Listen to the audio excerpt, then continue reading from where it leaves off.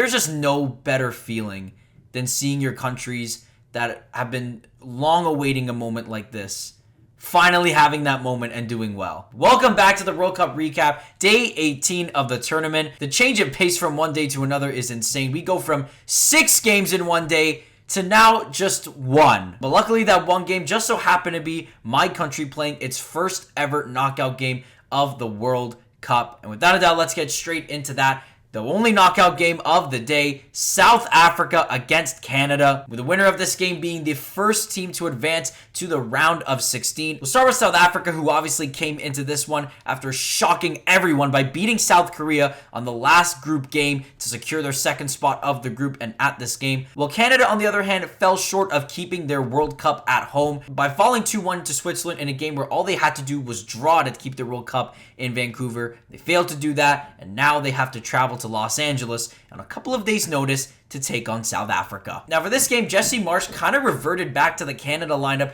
that we saw in that first game against Bosnia, with a couple of exceptions. Obviously, Nathan Saliba keeping his place in midfield, Moise Bombito finally coming back, pairing alongside Derek Cornelius at the back. But aside from those two, we had Kevin Miller on the left and Tani Oluwase pairing alongside Jonathan David up front. At the start, Canada were kind of taking things a little bit easy, trying to figure out what kind of style South Africa would be playing. In the end, South Africa went kind of back to their more defensive style, and it felt like a lot of times, especially the amount of times they were playing it back, they were trying to get Canada to press up the pitch. Canada and Jesse Marsch in particular, known for having that high pressing style. South Africa really tried to bait us on that because for them, they obviously know kind of where to exploit those things because they've got all that pace up front. But to Canada's credit, they really didn't bite on that. Essentially, it was a game of cat and mouse that we were playing the entire game. But what I will say is Canada really were able to hem in on South Africa's attack. They really managed to create almost next to nothing in this one. And then in the first half, Canada had a couple of great chances. A couple in particular stand out. The first one obviously being Derek Cornelius, just missing that header there. He was wide open on that one. He's got to do better on that one for sure. But one thing that I do look at in that situation is perhaps heading the ball was the wrong decision. If that was a forward or just even an attacking player in that position, they probably wouldn't have used their head in that situation because, again, it's so much space. There was no defender around. The goalkeeper didn't even come out for that, which I was also surprised with. But again, Cornelius as a defender, he's going to head that down. He completely misses it, and an opportunity goes for Canada. And then obviously later in the first half, a huge scramble in front. Somehow Williams is able to keep it out. Defender blocks it. It's just an insane sequence. Canada somehow going in the half 0-0. Also just before that as well, Richie Laryea got taken down. There was shouts for a penalty. Again, VAR. I don't even know if this was even a VAR intervention here. There was no real signal that there was sort of a check going on. Obviously from a Canada standpoint, that would have been great, but taking that back from a neutral standpoint, I think the right call was not a penalty. But again, it's just confusing because I get that more recently, when it comes to VAR, they have the referees saying the plays and saying what's going on. But in that case, that just didn't happen. There was no communication of whether there was a VAR check or what the referee was trying to communicate. Regardless, nothing happened. It's 0-0 at the half. And now this is where I kind of want to talk about this game being kind of on the boring side. I've seen so many people say how boring this game was and how this is the worst game of the tournament and that this tournament has an asterisk because of how boring this game was.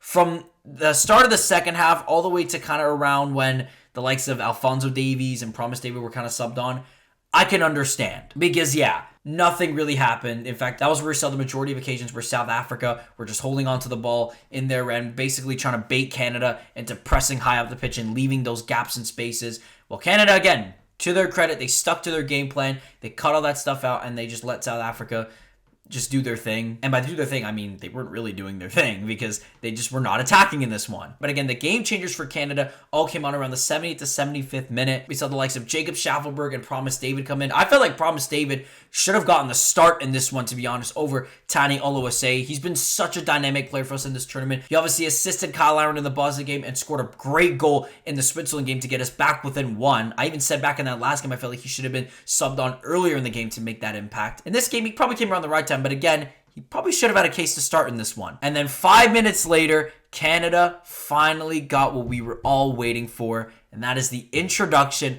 of Alphonso Davies. I'm not going to lie, I was very, very nervous heading into this game as far as Davies' condition. Because again, going back to the last game, one part that I didn't mention about after the Switzerland game was that Jesse Marsch said that Alphonso Davies in that game was a decoy and that he was not ready to come into the game. So from there, and obviously with the quick turnaround into this game, I was convinced that we may not see Alphonso Davies in this tournament. And it started to creep in my mind of like, if this was going to be the case, why would we even take him? Maybe take him along just to support the lads, kind of like what Ismail Kone's role on the team is right now. But if we put him on this team to be an actual player for the team, he's got to be playing. And in a game like this, where again, this is win or go home, you got to make those tough decisions. And by the time we got to the 75th minute, Canada was down to its last substitution. And from there, it was simple.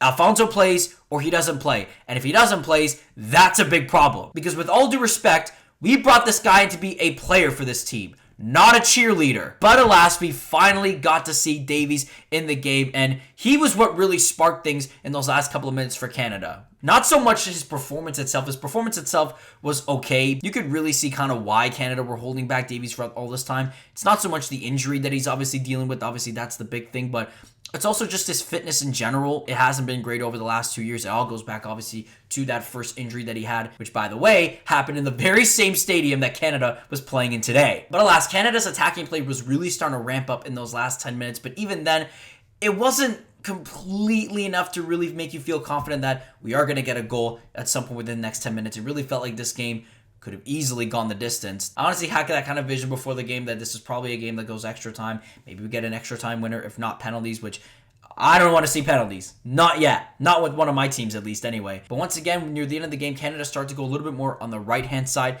to Jacob Schaffelberg. Again, another guy who I felt like he could have started maybe over Liam Miller in this one. I felt like he's been easily one of Canada's most impactful wingers, although obviously the wingers haven't been too great in this tournament. That includes Tajon Buchanan. But anyways, as we got into the 90th minute, Schaffelberg doing his thing on the right-hand side, tries to get the ball in, and it eventually falls to our number 7 and our captain, Stefan Eustáquio, man, the heart of Canada's midfield. I talked about last game how much Canada missed his presence against Switzerland. They went down 2-0. Obviously, they weren't able to recover even after bringing him on. But I say all that to say, he is the heart of this team, man. His role and his overall impact on this team, I think, gets a little bit overlooked. We always talk about the talented players that this team possesses, right? The Jonathan Davids, the Alphonso Davies, the Tajon Buchanans, and all that. Those guys are all great and all impactful in their own ways. But Stefan Eustáquio, man, he's the engine of it all. He is the reason why this team has gotten to this stage in the first place. Because again, even with guys coming in and out of the lineup with all these injuries and whatnot, he's been the constant. When this team is at their best and when this team gets results, it is on him. Which makes it so fitting that he got to have his moment. 90th minute, 0-0, World Cup knockout stage. He has a shot, and he puts it in the bottom corner. And with that, he gives his adopted nation their greatest moment in their footballing history. And again, it's not just a player that we all want to celebrate coming out of this. It's also the person. Not only of him making the decision almost 10 years ago to commit to this national team. And a national team that, again, no one in this country really thought anything of. And now in the present day, he's the captain of that team. And to also think what this guy has been through off the pitch. Within the last 4 years since the Qatar World Cup in 2022, he lost both of his parents within a year of each other. And if you would have seen his post-game interview after that game, you would have seen that he obviously dedicated that moment to his parents. The same parents that immigrated to Canada for Stefan Eustáquio to be born as a Canadian citizen, and pretty much the reason why he is playing on this team right now. And I say all that to say that no one on this team deserved that moment more than him. A player that, in my opinion, is so underappreciated. He has now written his name in Canadian sporting history forever. And that is exactly how it would end. Canada winning their first ever knockout game of the World Cup, and they did it in 90 minutes as well against South Africa as they become the first team to advance to the next round. And once again, the pure amount of happiness and joy and jubilation that I got from seeing this moment, I've never felt anything like it watching any kind of, Canadian sport. Maybe hockey at the Olympics is a close second, but regardless, this is just on another level, man. First of all, because obviously I love the sport, but also because, again, this feels like this team's crowning moment. Again, to think what we were 10 years ago, man. 10 years ago, we were ranked outside the top 100. No one wanted to play for us. No one in this country thought anything about Canadian soccer, man. And to think how much this team has just grown. I really started to pay attention to Canadian soccer, I want to say around 2020, with the emergence of Alphonso Davies and obviously Jonathan David just behind him. I'm thinking that Canada could have a bit of a future in this. And that obviously leads to that famous World Cup qualifying, where we beat the US without Alphonso Davies in Hamilton. We beat Mexico in Edmonton. Just all those incredible moments and memories that we made from that run, obviously culminating in us reaching our first World Cup since 1986. And then obviously where we've been since then, we've seen even more guys come through the system now. And then obviously that crazy Copa America run that we went on as well. We went to the semifinals going toe-to-toe with the likes of Lionel Messi. But this World Cup, especially with being a home World Cup, even though this game wasn't at home, but that's a different conversation for another day, it just feels like the crowning moment of what this team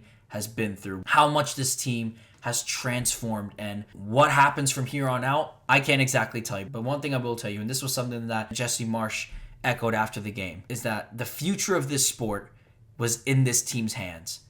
And with the way that they performed so far at this World Cup, the future in this team, it's in absolute great hands, man. The amount of people that are going to be inspired by this team to go and play at a high level and turn this program into a potential powerhouse. Again, this World Cup was already incredibly monumental. The amount of stories that I've heard from players in this squad of them setting their sights back in 2018 or 2020 or 2022, whatever it was, of them wanting to play at this World Cup so that they could play in front of their families, the same families that sacrifice so much, and to see how much it means to these guys. That's what they're playing for, man. They're playing for something bigger than themselves. They're not just simply playing for their dreams to come true. That's obviously every player's probably dream, to play in a World Cup, but to do it representing this country, representing their families, representing their communities, and again, pushing this sport to have an even bigger and even brighter future than what we're seeing right now. That's exactly what this team has done. So again, shout out to Canada, man, because now, safe to say, it might be a soccer country now. And also the fact that I get to at least cheer for one of my teams in the next round. Thanks for that. But yeah, obviously from now, it's a tough road ahead of them. They've got Netherlands and Morocco in their next game, which is that's going to be fun. But if this team has taught us anything, you don't want to count them out whatsoever. Regardless of the opponent, I know that Canada will put their best foot forward. And whatever happens, the fact that they've even gotten this far is a massive achievement. Obviously, it would have been nice for them to keep themselves in Canada the whole time. But to be honest, that should have been the case in the first place. I don't know why they made it so that the second team in the group doesn't also get to play in Canada. Whatever, man. Whatever. It is what it is. We're all cheering for them regardless. They don't have to be here. They could be anywhere in the world. We're still going out for them. For sure. But yeah, once again, they did it. And they did it the hard way, man. South Africa, fair play to them. They did not make it easy on this team, especially on the defensive side. Shout out to Mbokazi, man. He was definitely a standout defender. I've seen a lot of funny things about him, of people saying that this guy was playing like a veteran. He's 20 years old. But I definitely didn't see that way because he was so composed and he was so great at the back for them. Obviously, Ronwen Williams, I think he's been a standout for South Africa for pretty much the whole tournament. Even back to that first game, I thought he made some solid saves. Obviously, the rest of the team kind of just let him down. But since then, he's been really solid for them. And again, for South Africa, while this is, again, a missed opportunity, the fact that, again, they even made it to the stage after what they looked like in their first game is quite something. Although I will say you guys did play some of the most boring football I have seen at this tournament. So for that reason, I think a lot of people were happy to see you go. But yeah, once again, super proud of Canada, super ecstatic to be going to the next round. Hopefully we get to see a healthy Alphonso Davies start this time. That would be great. Also want to give a shout out to Luc de Frugerolles, man. He took over for Moise Bombito after Bombito could only play 60 minutes in this one. He was so good in the end of this game. He has proven himself to be a really good piece for this Canada team going forward, man. The way that he's been able to step up for this team, again, with all the injuries to guys like Bombito and whatnot, the fact that he, at 20 years old, he stepped into that role, his first ever World Cup, at a home World Cup, and playing the way he has, he's been sensational, man. I'm so confident he's going to be a huge piece of this team in the next few years going forward, especially on that back line. And again, from the back line, no complaints from me, although they better strap themselves up for what's going to be a much harder day next week. And we'll see, man. We'll see. Obviously, I'm hoping for the best, but regardless, shout out to Team Canada, and we'll see you guys in Houston. And that is going to do it for this World Cup recap. Again, it's only the one game, but obviously from here, there's going to be loads more games every day, so I can't wait to go through all that stuff. Once again, super ecstatic about Canada. Can't wait to see where this journey goes from here. Thanks so much for watching once again. Make sure to like and subscribe for daily World Cup content. And hopefully my other two nations can follow suit and join Canada in the last 16. But if they don't, then I guess I'll have to say that Canada is a better soccer nation than both of those teams. Let's play football.